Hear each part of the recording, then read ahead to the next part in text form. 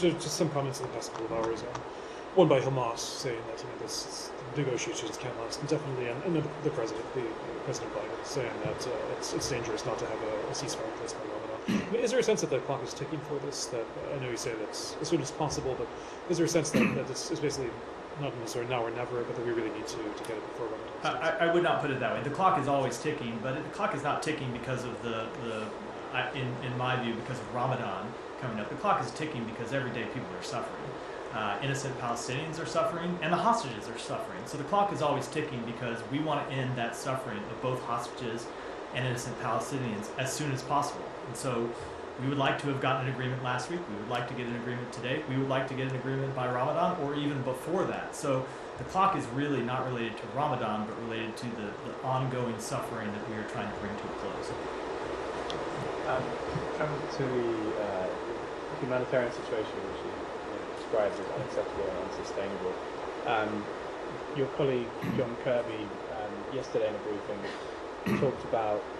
I was asked about what's preventing more aid from getting into Gaza. It talks about there have been some inorganic obstacles thrown up.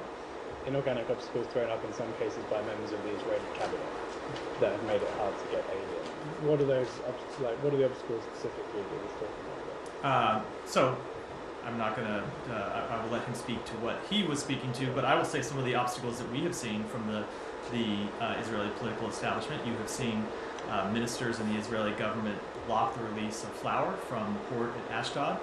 You have seen ministers of the Israeli government supporting protests that blocked aid from going into Kerem Shalom. So all of those things are obstacles coming from ministers inside the Israeli government that we have called out, that we have said are unacceptable, and that we have said should end. Does that include the refusal to open the Erez crossing?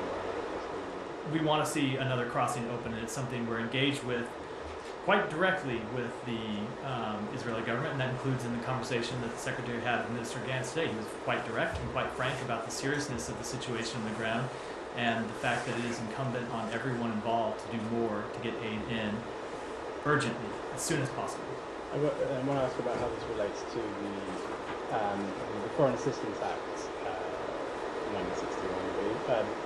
It has a part of the act that basically says no assistance should be furnished to countries that prohibit or otherwise restrict the transport delivery of U.S. humanitarian assistance. Is Israel in breach of that?